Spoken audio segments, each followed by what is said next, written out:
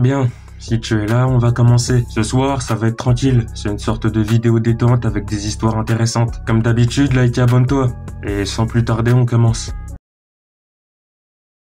Un navire impitoyable. Ce soir, je vais te parler du Sentinelli, un vaisseau maudit qui revient des morts pour accomplir ses missions. La légende raconte que son célèbre capitaine, nommé Simontinelli, était dans les eaux de la mer Noire à la recherche d'un trésor inestimable. Mais un jour, le célèbre navire italien prendra les armes face à des pirates. Mais celui-ci était différent, car ce que Tinelli ne savait pas, c'est que le navire ennemi était maudit par le diable lui-même, et que quiconque tuerait les marins prendra aussitôt leur place. Malheureusement pour l'équipage du Sentinelli, ils gagneront contre les pirates, et c'est alors que la malédiction nommée la Croix Noire du diable fera effet. Pour retrouver leur liberté, l'équipage devra faire 100 missions sanglantes partout sur les océans, et il était impossible d'échapper à la mort. Au fil du temps, le navire prendra en réputation, et à chaque fois, les marins décrivaient la même chose. Il y a 3 survivants, un blessé, un traumatisé et un homme recruté dans l'équipage. Grâce à la malédiction, le navire était plus grand, plus rapide, et sa puissance était directement liée à son capitaine, qui avait la rage de vivre. Pendant 100 ans, ces marins ont servi le diable, et lorsque la 100e mission a pris fin, ils étaient libres de poursuivre leur vie. Mais l'équipage a renoncé. Ils voulaient la reconnaissance, la quête d'aventure dangereuse. Ainsi, le Sentinelli continua à naviguer sous les ordres du diable, car c'est lui que la mort envoie pour te juger.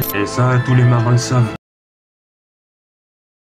Une course sans pitié, ça change un peu du format d'habitude, mais ce soir je vais te parler de Silverstone. Si tu ne la connais pas, c'est là que tout a commencé en 1950. Là-bas, il y a eu le premier championnat du monde de Formule 1, remporté par Giuseppe Farina, avec l'écurie Alfa Romeo. Mais si cette piste est mythique, c'est pour son tracé légendaire. Déjà, 70% de la course, c'est de la vitesse pure. Et pour le DRS, c'est génial, notamment pour Mercedes. Et les zones de virage comme Copse, Club Corner, Stowe, Margaux, Beckett et Chapelle se prennent à des vitesses folles. En moyenne, les virages de Silverstone se prennent à 250 km/h. Si ça semble génial à première vue, bah détrompe-toi, c'est un enfer pour les pneus. Et la course de 2020 explique très bien la situation. Il suffit que tu roules un peu trop vite au niveau de Margaux, Beckett et Chapelle et c'est fini pour toi. Ce que je veux dire, c'est qu'il y a une probabilité énorme que tes pneus explosent. Et c'est pas Hamilton qui dira le contraire. Le gars était premier durant la course, il a crevé, et bah malheureusement ça a été fatal pour lui. Après, l'ambiance générale est incroyable, et à chaque moment de la course, tu sens que c'est électrique. Avant de finir, dis-moi en commentaire si tu veux que je te présente des moments historiques sur le sport.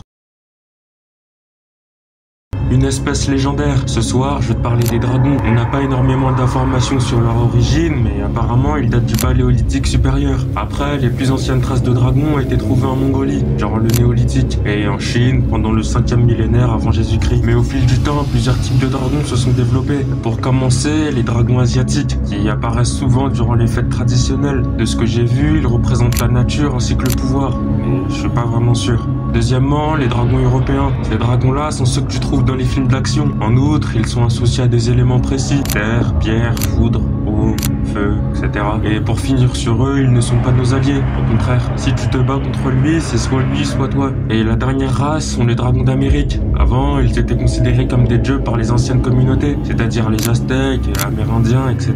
Mais aujourd'hui, ils sont représentés comme des démons sadiques dans le christianisme. Donc bon, je te laisse te faire un avis. Pour conclure, eux aussi ont bien déteint sur notre époque, et à chaque fois ils sont signes de puissance et légendes intéressantes. Après, c'est difficile de savoir si ces créatures ont réellement existé ou pas, mais pour être sincère, quand on voit certaines espèces de l'époque, on peut très bien se dire que c'est totalement possible. On verra dans le futur. Le meilleur sport de tous les temps. Ce soir, je vais te raconter l'histoire du football. Officiellement créé au 19e siècle, il était déjà pratiqué au Moyen-Âge, mais il était appelé le soul, et je te cache pas que c'était beaucoup plus violent avant. En 1848, les règles officielles seront créées, et quelques mois plus tard, des clubs indépendants dans le monde entier vont voir le jour. Mais c'est en Grande-Bretagne qu'il y aura le plus d'évolution.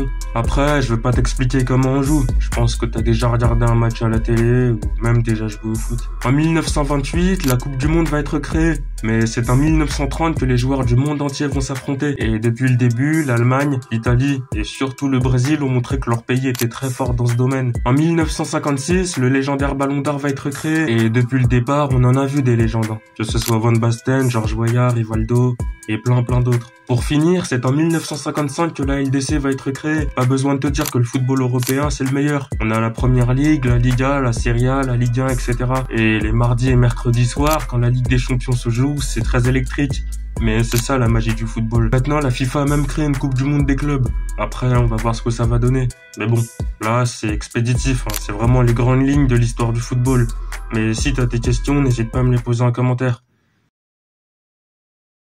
La rose maudite. On va faire une petite pause sur l'horreur et ce soir je vais te parler d'une légende plus ou moins dramatique. Durant les années 1700, un homme était très amoureux d'une femme. Mais problème, l'homme n'était vraiment pas fort en amour. Et dès qu'il avait un dialogue avec elle, il devenait con. Faut dire les termes. Un jour, alors qu'il rentra d'une affaire, il fera une terrible découverte. À l'angle de la rue, il vit la fille de ses rêves dans les bras d'un autre. Au début, son sentiment principal était la tristesse, car il se disait que la vie était injuste et il passera plusieurs jours à se morfondre sans donner signe de vie. Mais peu à peu, une sorte de colère prit le dessus, et c'est là qu'il prit une décision.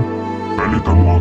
Le lendemain, l'homme se rendra chez une femme assez étrange. Pour tout vous dire, c'était une sorcière, et il lui dit: Je te promets que tu seras la plus forte si elle tombe amoureuse de moi. À cet instant, la sorcière se mettra à rigoler, et même pas 5 minutes après, elle donnera une rose maudite à l'homme désespéré. Pour que la femme tombe amoureuse de lui, l'homme devait lui offrir la rose, et lui déclarer sa flamme. Ensuite, la malédiction de la sorcière fera effet. 2 jours plus tard, l'homme passera à l'acte, et grâce à cette sorcière, ils vécurent heureux jusqu'à la fin de leur vie. Voilà, c'est la fin. N'hésite pas à commenter, et à plus.